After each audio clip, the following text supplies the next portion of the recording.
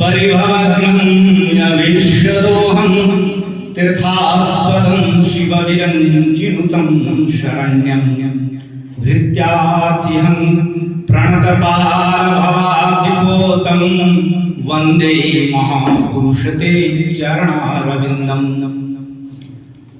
आज महाविद्यालय स्वामी दरबंधु college of education एक सप्ताह जो है महाकुंभ की तरह ज्ञान का महान जो आयोजन है और आज का प्रथम दिन है। इस महाविद्यालय के मुख्य संरक्षक आदरणीय श्री मनोज कुमार यादव जी और सामाजिक कार्यकर्ता और शिक्षाविद के रूप में अपने को स्थापित हुए डॉक्टर नजीर अंसारी साहब, इस महाविद्यालय के सुधी एवं विदुषी प्राचार्य डॉक्टर सारिका कुमारी, इस महाविद्यालय के उप प्राचार्य फौजिया खानम। संयोगवश हम सौभाग्य समझते हैं ऐसे विद्यार्थियों को भी पढ़ाया है। सामने कई बैठे हुए नीता, ये भी हमारी विद्यार्थी, उसे हम मैथमेटिशियन कहते पुकारते हैं, वो भी विद्यार्थी मनोज। इन सब ऐसे हमारे विद्यार्थी हैं जिन पर हम गौरव महसूस करते हैं और इस महाविद्यालय के सुधी शिक्षिका शिक्षक सभी को साधुवाद और मेरा जोहार है, जिससे कोलैबोरेशन है महाविद्यालय से देव कॉलेज ऑफ एजुकेशन, वहाँ के व्यवस्थापक और वहाँ के प्राचार्य आए भी जो शिक्षक हैं उनके प्रति मैं आभार व्यक्त करता हूँ और साथ में कुछ विद्यार्थी भी आए और इस महाविद्यालय के सुधी छात्र छात्रा सभी को ऐसे शुभ दिन की मैं मंगल कामना करता हूं और सभी के प्रति अपनी निष्ठा निवेदित करता हूं। जिस विषय पर आज हम एकत्रित हुए हैं, सबसे पहले तो मैं धन्यवाद देता हूं मुझके सुनने को आप धैर्य प्रदर्शित किए कि सुनने के लिए, क्योंकि आज के समय में सुनना बहुत कठिन है और यह धैर्य अगर विद्यार्थियों में है और कोई फैकल्टीज में है तो राष्ट्र का निर्माण की पहली सीढ़ी की शुरुआत वहां से।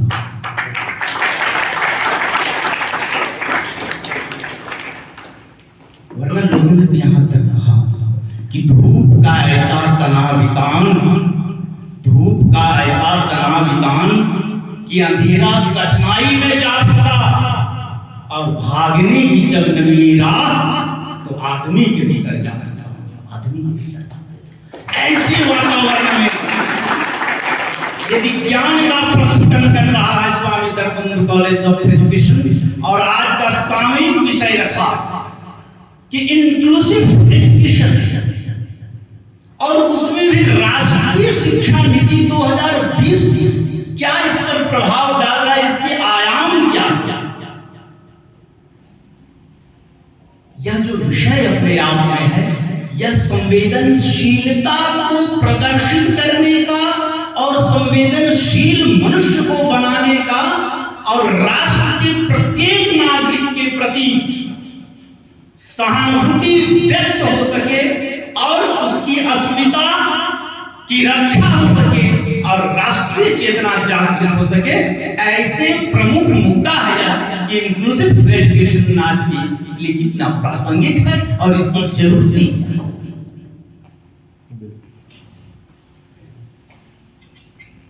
अगर संवेदनहीन मनुष्य हो जाए तो शिक्षा की अस्मिता ही समाप्त हो जाती और शिक्षा का पहला प्रकल्प ही शुरुआत होती है कि मनुष्य से मनुष्य का प्यार है कि नहीं। अगर यह प्यार नहीं है तो यहीं से अधोगति होने की संभावना बढ़ती, नीचे गिरने की संभावना बढ़ती। इसलिए एक व्यक्ति शायर ने कहा कि खुदा की बातें खुदा पर छोड़ो, खुदा की बात खुदा पर छोड़ो। अब मेरी मानो तो किसी किसी का दिल नहीं तोड़ो, मेरी माँ।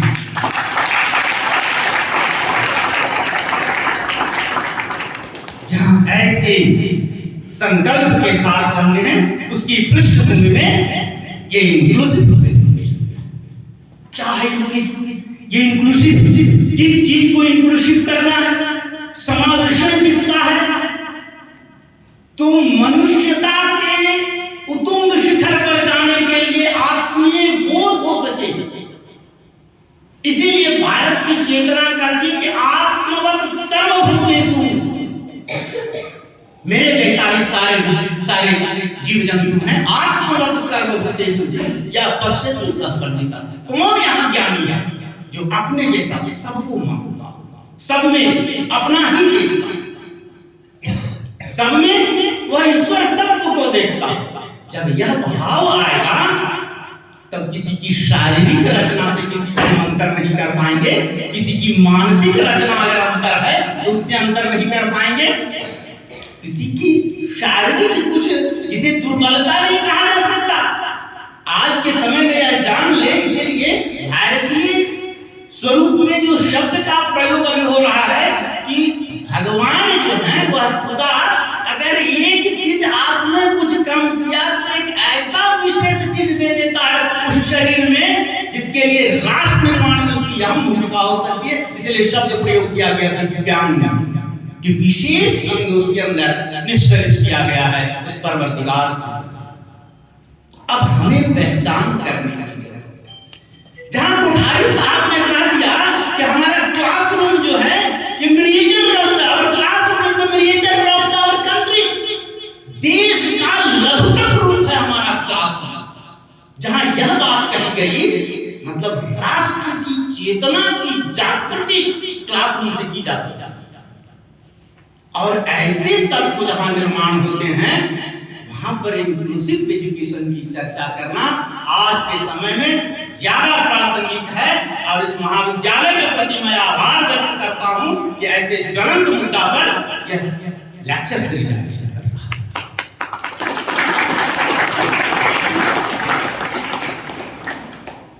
क्या है इसमें यह है कि एक ही स्थान पर जो विशिष्ट बालक हैं वह भी पढ़ेंगे, जो सामान्य बच्चे हैं वह भी पढ़ेंगे। और जब एक ही जगह पढ़ेंगे तो संसाधन भी एक ही तरह से नहीं हो सकता, क्योंकि समानता और समता जब तक एक साथ संवेदनशीलता के साथ प्रस्फुटित नहीं होगा इंक्लूसिव एजुकेशन का डेवलपमेंट नहीं। तो समानता को कानूनी प्रावधान से आते हैं कि लिंग के आधार पर भेद न करे, शारीरिक रचना के आधार पर भेद न करे, सामाजिक आधार पर भेद न करे, वर्ग के आधार पर, आर्थिक क्षमता के आधार पर अंतर न करे। इसलिए राष्ट्रीय शिक्षा नीति कही कि जो सामाजिक रूप से वंचित हैं, जो आर्थिक रूप से वंचित हैं, इनका जो समूह है ये सर्वांगीण विकास इनका कैसे हो सके और राष्ट्र के मुख्य धारा में शैक्षिक धारा तक इनकी पृष्ठभूमि कैसे तैयार हो, इसके लिए इंक्लूसिव एजुकेशन हुआ। तो समानता का तो प्रावधान हो जाता है कानूनी ढंग से, लेकिन समता इक्विटी ये एक चीज नहीं है। समानता के लिए आपको दंड किया जा सकता है किसी के साथ आप समानता के नियम के, इसीलिए भारतीय संविधान में इसका प्रावधान किया गया। समानता एक अधिकार है जिसका अगर उल्लंघन सरकार तक करती है तो वह कटघरे में खड़ा हो गया, अगर दंड होने लायक है दंड का भागीदारी।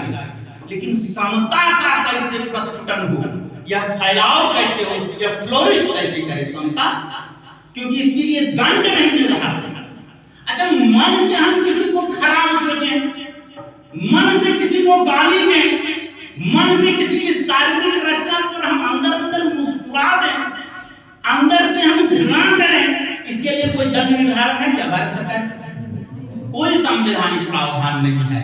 इसीलिए समानता से पहले समता होने की बात की चाहिए। कि जो गीत में कहा जाता है ना कि भाई भाई में अक्सर ये होता है, चोट लगे तुझको दर्द नहीं होता है।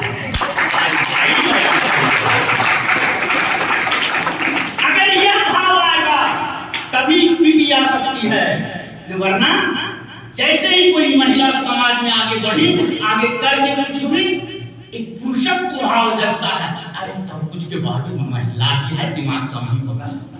यह जो आप अपने मन में लाते हैं, ये समता का उल्लंघन कर, जिसके लिए आपको दंडित कानूनी व्यवस्था में नहीं हो सकती, लेकिन याद रखना उस परवरदिगार का एक कानून है जो लिपिबद्ध नहीं होता है भारतीय संविधान में, लेकिन आपकी मानसिक विकृति पैदा कर देगी। इसलिए समता की स्थापना कीजिए और अपने व्यक्तित्व का विकास कीजिए। किसी के प्रति इस तरह की भावना नहीं लाए। वह शारीरिक रूप से भी अक्षम हो तो भी कहे क्या भगवान की कृति है, उसकी आत्मा में तो वही बैठा हुआ है जो मेरे अंदर बैठा हुआ है।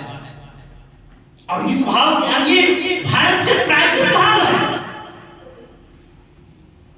संत ज्ञानेश्वर नाम सुना, वो कुटिया में रहते थे, तो उनका रोटी जो है ना, रोटी बना के स्नान करने गए। उसके बाद रोटी कुत्ता लेके झपट गया। कुटिया कैसा रहता है, कैसा सिक्योरिटी व्यवस्था रहती है, कुटिया में घुस गया, मुंह लगा दिया रोटी में। उस कुत्ता के पीछे पीछे दौड़ रहे हैं संत ज्ञानेश्वर। अब आपको लगेगा ये भगवान कुत्ता का रोटी छीन रहे, उसके पीछे घी का डब्बा लेके दौड़ रहे थे। ये भगवान हम घी उसमें नहीं लगा रहे हैं, लगा देंगे उसके बाद ये भाव लगाएगा तो समता का विकास होगा। जिस समता के कारण ही इंक्लूसिव एजुकेशन का डेवलपमेंट हो सकता है, उसका विकास हो सकता है। कि उस कुत्ते में भी वही ब्रह्म का निवास है। संत ज्ञानेश्वर देख रहे हैं जो अपने में, क्योंकि कहा उन्होंने कि हम रोज घी लगा के खाते हैं। आज देखिए आप ऐसे ही लगा के ले खा जाइएगा, ये अच्छी बात है, हम थोड़ा घी लगा। यह भाव से समता का विकास हो सकता है। ये इन तत्वों को राष्ट्रीय शिक्षा नीति समाहित की और इसीलिए व्यवस्था में कहा गया कि ऐसे अवसर उपलब्ध कराए जाएंगे। फिर मैं आपको इंक्लूसिव एजुकेशन का उदाहरण देता हूं कि ये इंक्लूसिव एजुकेशन भारतीय ज्ञान परंपरा के शुरुआत से ही है। अगर यह नहीं होता तो मैं उदाहरण आपको दे रहा हूं, जैसे भी कहा गया कि हर वर्ग का बच्चा एक ही स्तर पर पढ़े, वो आर्थिक सक्षम हो या अक्षम, सरकार उसके लिए सक्षमता पैदा करे। इसीलिए आप देखेंगे कि फेलोशिप देने लगे सरकार जो है कि वैसे उनको भी फेलोशिप। अब प्राइमरी से लेकर दिल्ली तक आप करेंगे, वहां तक फेलोशिप की व्यवस्था है। इस सरकार इंक्लूसिव एजुकेशन को कि समाज का किसी वर्ग का यह कहते नहीं पीछे हो जाए कि हम शोध इसलिए नहीं कर सकते, हम पढ़ाई इसलिए नहीं कर सकते कि हम इस जाति में हैं, हम इस वर्ग में हैं, तो हम आर्थिक रूप से विपन्न। इसलिए वहां पर इन चीजों से ऊपर उठकर उनकी सहायता के लिए बातें की जानी चाहिए। प्राचीन काल का भगवान राम जिनके बेटा थे ना, उनका एक लाइन परिचय, वो चक्रवर्ती सम्राट दशरथ के पुत्र हैं। राम के पिता चक्रवर्ती सम्राट कई राजाओं के भी राजा, उनका बेटा, उसमें भी ऐसा बेटा कि सामान्य उम्र में नहीं हुआ था। बूढ़े में जिसका बाल बच्चा होता है बड़ा प्यार करता है अपने बच्चों से ज्यादा, क्योंकि देखता है बड़ा सहारा है। राम कुछ ऐसा ही था। तो उन्होंने जहां पढ़ा, देखेंगे कोई इंक्लूसिव एजुकेशन, जहां चक्रवर्ती सम्राट का बेटा पढ़ा वहीं निषाद का भी बेटा पढ़ा। और यही पढ़ने के कारण दोनों मित्र थे, निषाद राज और राम दोनों एक गुरुकुल में पढ़े थे। यह व्यवस्था प्राचीन काल में थी। और यह देखिए कि सामाजिक सिर्फ पढ़ाई नहीं, मैं आगे का उदाहरण देता हूं कि इंक्लूसिव स्वभाव में कैसे आया। ये तो इंक्लूसिव व्यवस्था थी कि राम और निषाद राज एक साथ एक जगह पर पढ़े थे गुरुकुल में, वशिष्ठ के गुरुकुल में पढ़े थे। अंतर और कहां आया, स्वभाव में कैसे आ गया, जिसको लर्निंग हम कहते हैं कि जिन चीजों को पढ़े हुए स्वभाव में नहीं आया वो लर्निंग नहीं हो सकता। राम 14 वर्ष वनवास के बाद लौटे और राज्याभिषेक हो रहा था, तो उनके भाई भरत ने पूछा कि भैया हम आपका एक कार्यक्रम है, क्योंकि आप ही का तो राज्याभिषेक होगा, तो चीफ गेस्ट किसे बनाया जाए। कोई भी प्रोग्राम में चीफ गेस्ट होता है, किन्हें बनाया जाए, उन्होंने जो नाम दिया वह आपको लगेगा कि इंक्लूसिव सोसाइटी। उन्होंने कहा कि मेरा मित्र निषाद राज है सिंधपुर का कि वहां उस व्यक्ति को मुख्य अतिथि बनाओ, और राम के राज्याभिषेक में निषाद बना था मुख्य अतिथि। ये इंक्लूसिव सोसाइटी, ये इंक्लूसिव सोसाइटी, समावेशी शिक्षा। और फिर अब यह कहिए अच्छा भारत का स्वभाव उनके प्रति कैसा था? तो जब राम का राज्याभिषेक हो रहा था और निषाद राज आ रहे थे तो मुख्य गेट पर भरत साष्टांग प्रणाम किया। पूरे शरीर को छड़ी की तरह गिरा के जो प्रणाम किया जाता है उसे साष्टांग प्रणाम कहते हैं। बायोलॉजी में पढ़े होंगे, पूरे आदि अंग होते हैं पूरे शरीर ऑर्गन्स के, वो पूरे धरती पर गिर गया। तो ऐसा प्रणाम किया निषाद को। क्यों? क्योंकि ये मेरे बड़े भाई के बेस्ट फ्रेंड है। ये समता का भाव राम राज, ये इंक्लूसिव और ये समानता में थे और समता। फिर मैं उदाहरण आपको दूंगा कृष्ण कि अगर ये तो हुआ सामाजिक दोनों दो वर्ग के व्यक्ति हैं। अब मैं आर्थिक उदाहरण आपके बीच में महाभारत कि जहां कृष्ण पढ़े वहीं पर संदीपनी के आश्रम में सुदामा मिले, जिसको एक दो टाइम खाने की भी समस्या, वह व्यक्ति आर्थिक रूप से विपन्न है, वह भी कृष्ण के साथ पढ़ा और समाज के मुख्य धारा में जुड़ा। इसलिए आज पूरे विश्व में प्रसिद्ध है कि मित्रता हो तो कैसी? यह जो इंक्लूसिव सोच है, इसलिए प्राचीन चीजें, इसे ही राष्ट्रीय शिक्षा नीति में पुनर्जीवित और पल्लवित करने की बात कही गई है। इसी के आधार पर कही जा रही है कि ऐसा नहीं हो सिर्फ एक जिला में जवाहर विद्यालय एक ही हो, संख्या बढ़ाए जाए, केंद्रीय विद्यालयों की संख्या बढ़ाई जाए, ये राष्ट्रीय शिक्षा नीति कर रही है। और हर तरह के स्टूडेंट के लिए विद्यालयों में सुविधा, अगर आंख से कोई दिव्यांग है तो ब्रेल लिपि की बड़े बड़े आकर वाले वो व्यवस्था है। और इतना कुछ हो जाने के बाद क्या सरकारी सुविधाओं से सिर्फ कि एक लिपिबद्ध प्रोग्राम आ गया और नाम दे दिया कि नेशनल एजुकेशन पॉलिसी 2020, क्या इसी से इंक्लूसिव एजुकेशन लागू हो जाएगा? नहीं संभव है। कितना भी सरकार चाह ले, जब तक आप जैसे शिक्षक सजग नहीं तब तक होगा। हमें भी मन से समानता और समता के भाव से पढ़ने और पढ़ाने होंगे, तब इंक्लूसिव एजुकेशन का जो सपना है राष्ट्रीय शिक्षा नीति में वह पूरा हो सकता है। वरना कितना भी प्रोग्राम करिए तो बात क्या भी कर रहा है कि एक फंड होगा इंक्लूसिव फंड, इसकी भी बात राष्ट्रीय शिक्षा नीति कर रही है। तो सिर्फ पैसा से समाधान हो जा रहा है समस्याओं का, यह भी संभव है। इसीलिए आत्मजागृति जरूरी है। हर शिक्षक को आत्मजागृत होना चाहिए और तब ऐसा संभव होगा। नहीं तो राष्ट्र को देखिए जो वैश्विक स्तर पर देखे जा रहे हैं, मैं बहुत गहरे से मैं बात पहले पुस्तकों में पढ़ा और जब रिसर्च के क्रम में मैं फ्रांस और स्पेन में था तो मैं बहुत नजदीक से उन चीजों को हम क्या हमसे सब अच्छे लोग हैं, ऐसी बात भारत में बहुत अच्छे बच्चे, लेकिन हम लोगों ने क्या किया कि नेशनल कैरेक्टर डेवलप नहीं कर पाते, इंडिविजुअल कैरेक्टर को डेवलप किया। विद्यार्थी अच्छे भी होते हैं, इसी आर्थिक रूप से सब देश के जितने अगर टॉप 10 है रिच मैन तो उसमें से भारत को बहुत लोग, और दुनिया में भूखे मरते भी हैं तो हमारे भारत में पाए जाते हैं। ये जो विषमता है ना, ये हमको राष्ट्रीय चरित्र का निर्माण करने नहीं दे रहा है। और प्राचीन काल में हमारे राष्ट्रीय चरित्र थे, नेशनल कैरेक्टर था, इंडिविजुअल कैरेक्टर नहीं थे। इसलिए विद्यार्थियों में इस इंक्लूसिव एजुकेशन के माध्यम से, इंस्टीट्यूशन में इसके माध्यम से नेशनल कैरेक्टर डेवलप करने की जरूरत है।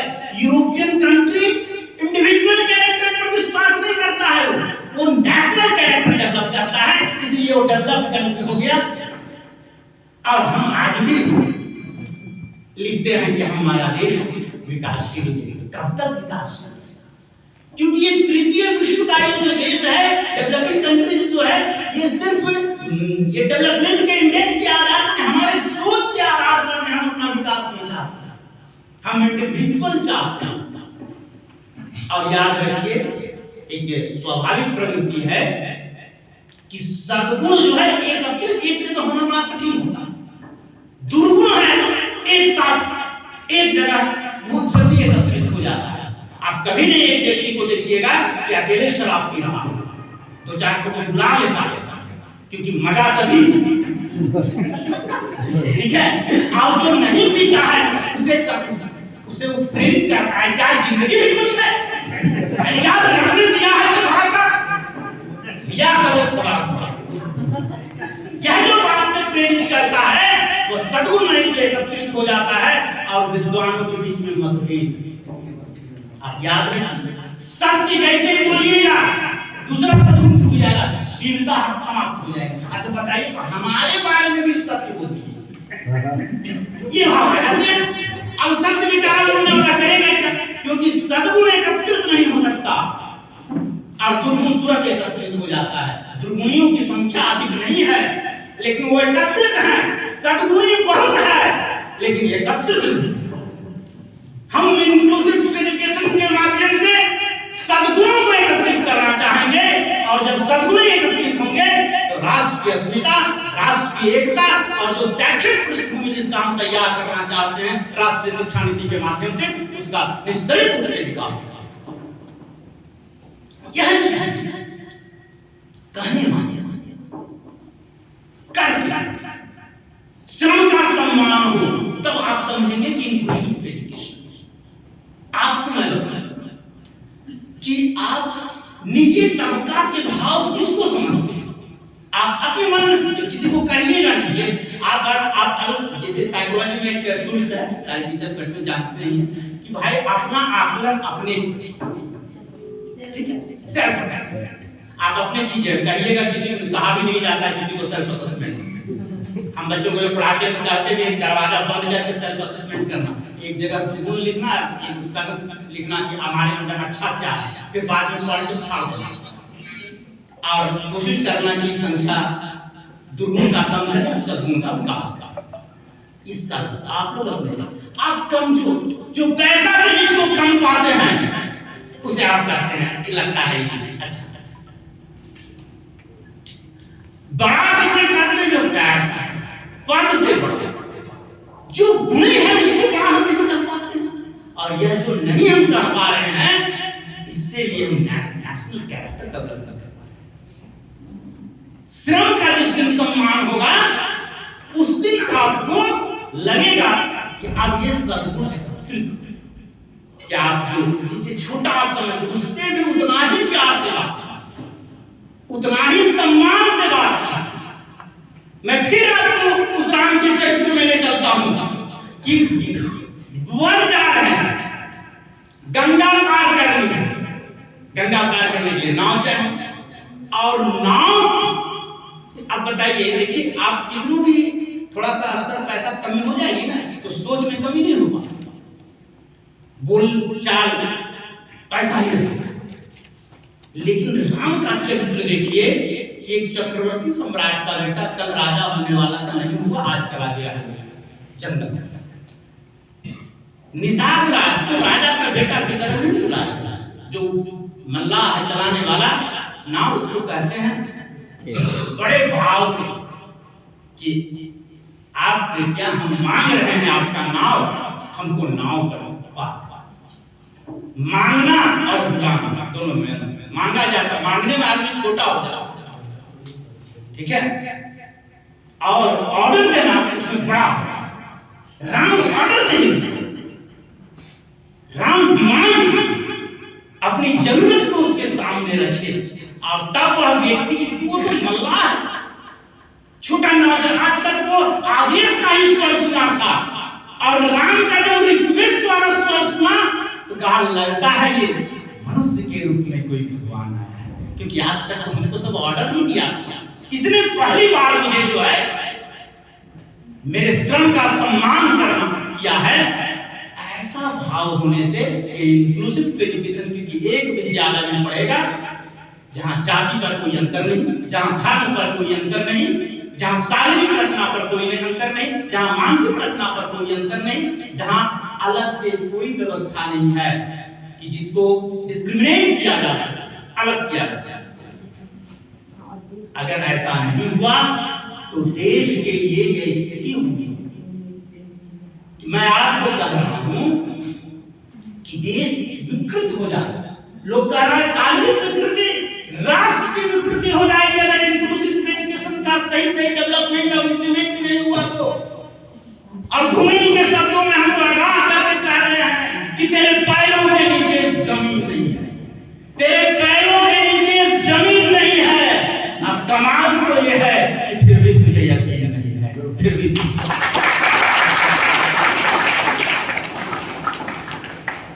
इसलिए ये इंक्लूसिव एजुकेशन जानना, समझना और जीवन में जीना, इसकी आवश्यकता है।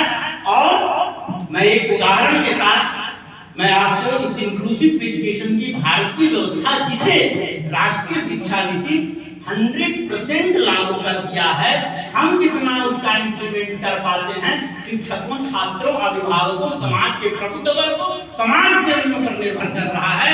मैं उदाहरण दे रहा हूं कि ये राजा जनक के काल की घटना है कि उस समय से इंक्लूसिव एजुकेशन हमारे सोसाइटी में डेवलप था। एक महर्षि कोहट थे और कोहट के पुत्र थे अष्टावक्र, नाम सुने होंगे आप। अष्टावक्र 8 जगह से टेढ़ा हो जिसका शरीर हो जाए, इसीलिए उसे अष्टावक्र नाम उनका नहीं था, प्रसिद्ध हो गए नाम। गांव में जैसे होता है काला पैदा ले लिया तो उसको कालू लोग बचपन में कहने लगा, बाद में कालू से ही प्रसिद्ध हो। वैसे ही होता था गांव में, ऐसे मंगल को पैदा लिया तो मंगला कहने लगा, बुध को पैदा लिया तो बुधना हो गया। क्या भाव, ये तो गांव ग्रामीण परिवेश का था। इसलिए उस समय भी अष्टावक्र के शरीर 8 जगह से टेढ़े मेढ़े, तो एक ऐसी कल्पना करो ना, थोड़ा सा अगर टेढ़ा मेढ़ा होता है तो आदमी कैसा बनता है, जब 8 जगह से टेढ़ा होगा तो ऐसे ऑक्टोपस की तरह लगेगा। ऐसा बच्चा हुआ जिनका नाम, ओरिजिनल नाम जो था, मूल नाम उनका था जगदानंद, महर्षि जगदानंद। घटना यह है कि देखो शुरू से दुर्गुण का विकास शुरू से रहा, हाँ सद्गुण से हारता, क्या बात, लेकिन सद्गुण को संघर्ष करना पड़ता है। तो उस समय एक प्रथा थी जनक के दरबार में, एक विद्वान, वह नाम था आचार्य बंदी। उनका शर्त रहा करता था, जिससे आज डिबेट करते हैं, अभी यूथ फेस्टिवल है उसमें भी डिबेट होगा, आप लोगों को ये सूचना मिली होगी। तो डिबेटर जो हार जाता था उसका शर्त होता था कि देखो जो हार गया ना उसे जल की समाधि दी जाती थी, मतलब मृत्यु एक प्रकार से, पानी में जिसको डुबा देगा मरेगा नहीं तो क्या। और ऐसे ही आचार्य बनने का शर्त हुआ करता था। और इसी के कारण से जो महर्षि वे अष्टावक्र, इनके पिता की मृत्यु ही कारण से हुई, महर्षि कोहट की मृत्यु, क्योंकि ये हार गए थे आचार्य बंदी से। और जब ये इनकी मृत्यु हुई थी उस समय अष्टावक्र बस जन्म लेने वाले थे, उसी समय कुछ दिन पहले इनकी मृत्यु हुई थी इनके पिता की।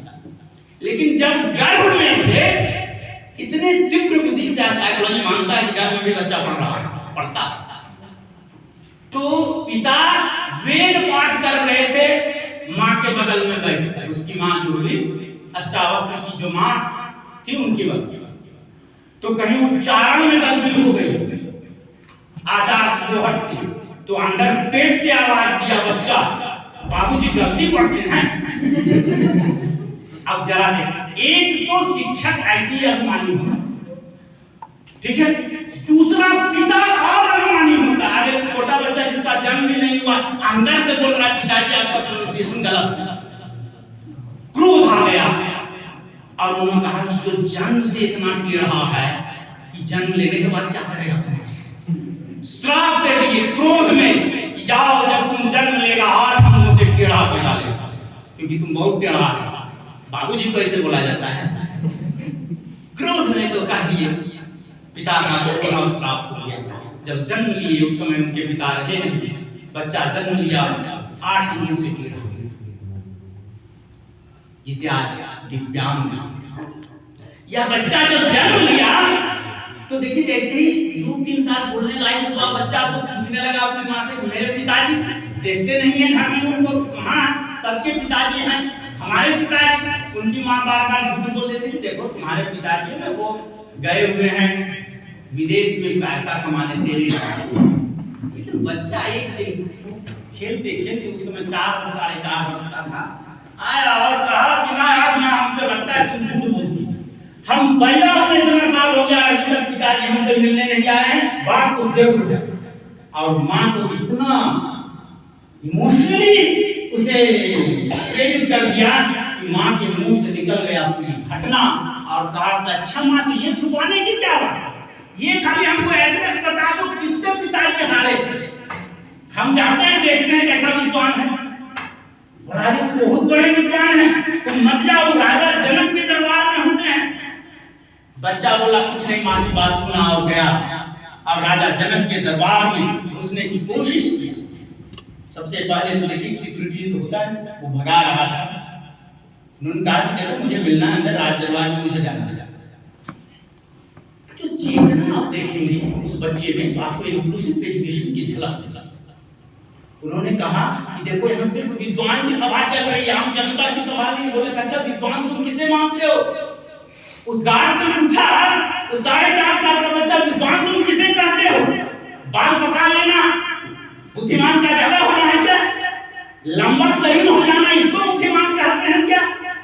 और ऐसा तर्क से हारा हुआ, बोला जाओ यार अंदर समझना।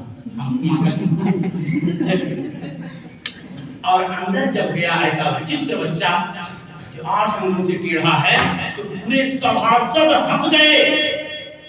एक ऐसी अचानक कुछ इस तरह की चीजों को देखने से आदमी की हंसी आती है, वहां भी लोग हंस गए।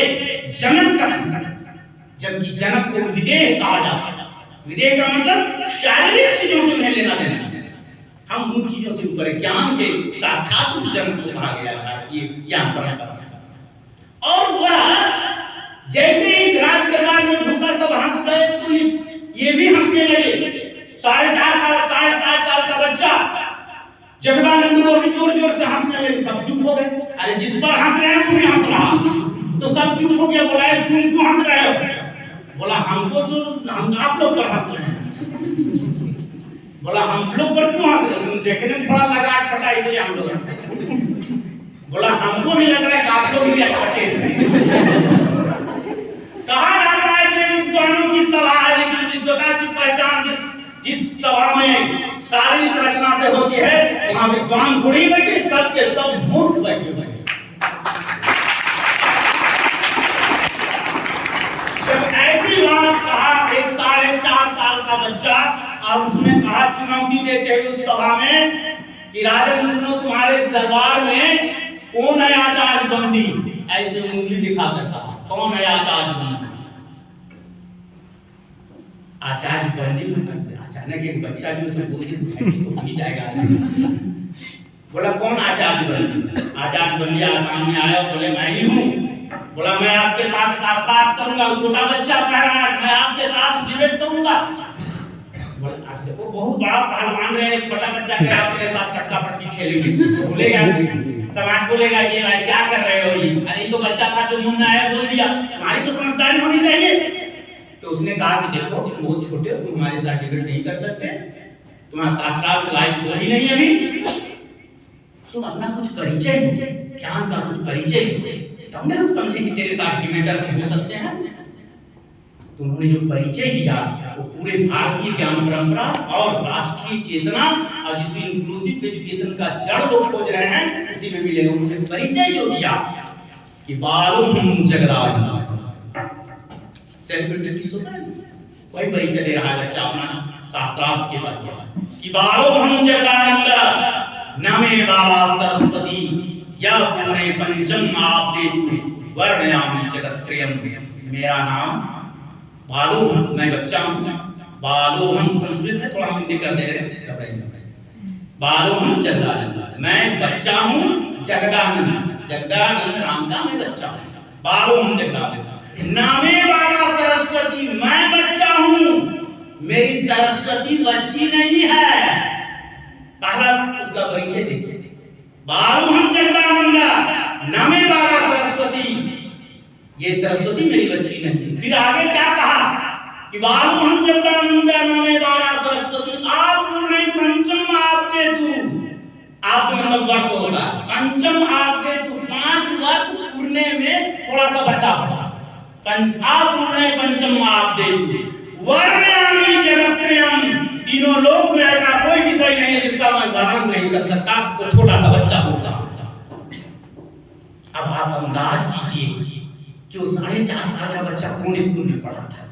जरूर उस समय ऐसी व्यवस्था रही होगी कि जो ऐसे विकलांग बच्चे को, ऐसे दिव्यांग बच्चे के लिए भी ऐसी व्यवस्था की पढ़ाई की। और इतिहास गवाह है कि आचार्य बंदी के साथ शास्त्रार्थ हुआ उस 4.5 साल पौने 5 साल के बच्चा के साथ, और आचार्य बंदी हार गए थे जनक के दरबार में। और तब हुआ शर्त के मुताबिक क्या था कि जो हारेगा उसे, लेकिन देखिए भारतीय चेतना जगदानंद था, उन्होंने कहा नहीं आचार्य बंदी, मैं इस शर्त के द्वारा तुम्हें मृत्यु दंड नहीं दूंगा, जल समाधि नहीं दूंगा। अरे तेरे अंदर भी अच्छे विचार हैं, इसको समाज का लाभ मिलना चाहिए, कि तुम्हारे अंदर अच्छी प्रवृत्ति नहीं है, मैं इसका पोषण नहीं करूंगा, इसलिए तुम भी जिंदा रहो और मैं भी जिंदा रहूंगा। समाज को ये प्रेरणा देने वाले परिणाम क्या हुआ, राजा जनक कहे उस 4.5 साल के बच्चा को गुरु माने और आचार्य के रूप में स्थापित किए अपने दरबार में। और जगदानंद ने जो गीता लिखा है, ज्ञान गीता के नाम से प्रसिद्ध है, जो आज वो पुस्तक भारतीय चेतना को जागृत करने के लिए और प्रस्फुटित करने के लिए आलोकित ग्रंथ। यह है इंक्लूसिव एजुकेशन की भारतीय परंपरा, जिन चीजों को और फैलाने के लिए और लागू करने के लिए ये चीजें हमारे बीच कैसे फैलाव हो इनका, इसके लिए राष्ट्रीय शिक्षा नीति उत्प्रेरित कर रही है, हमें साधनों को दे रही है, और उन साधनों को हम इस्तेमाल सही कर सके इसकी अपेक्षा सरकार कर रही है, समाज कर रही है, शिक्षक कर रहे हैं, अभिभावक कर रहे हैं। इसलिए सब के सब मिलकर इन चेतना को जागृत करने की जरूरत है और आगे बढ़ाने की जरूरत है। वरना जो भाव है ये आएगा कैसे, समता की भाव। तो भारत के भाव को मैं यह कह रहा हूं कि कैसा भाव सब में जागृत हो। कोई पूजा करने की जरूरत नहीं, कोई अलग से पाठ करने की जरूरत नहीं है। अगर हम अपने संस्कार को विकसित कर लें, उसी से आराधना है, जिस भी धर्म को आप मानते हो और जिस भी देवता को मानते हो। इसलिए भारत में कहा गया कि आत्मा पंगिरजामति सहचरा प्राणः शरीरं ग्रहं। भारत का बच्चा क्या कह रहा है कि मेरी आत्मा ही भगवान शंकर है, मेरी आत्मा ही भगवान शंकर है, आत्मा पंगिरजामति, और मेरी बुद्धि भगवती पार्वती।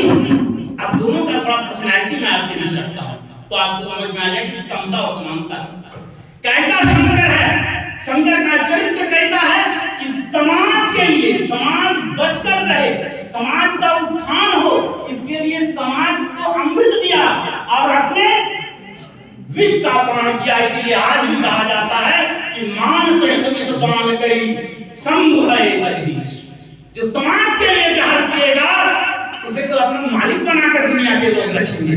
ऐसा शंकर है, ऐसा प्रवृत्ति का बालक बनना है कि आत्मा पंगिरजामति सहचरा प्राणः शरीरं ग्रहं। और ये शरीर ही मेरा मंदिर है, और आत्मा पंगिरजामति सहचरा प्राणः शरीरं ग्रहं। पूजा विषयों भोग रचना निद्रा समाधि स्थिति संचारः पदयो प्रदक्षिण विधि स्तोत्राणि सर्वादियो यद्यप्यत् करोमि तत्तत् अखिलं शंभो तवाराधनं। कर्षणं कृतं वा कायजं क्रमजं वा श्रवणेन वा मानसं वा अपराधं विहितं यविहितं वा सर्वमेतत् क्षमस्व।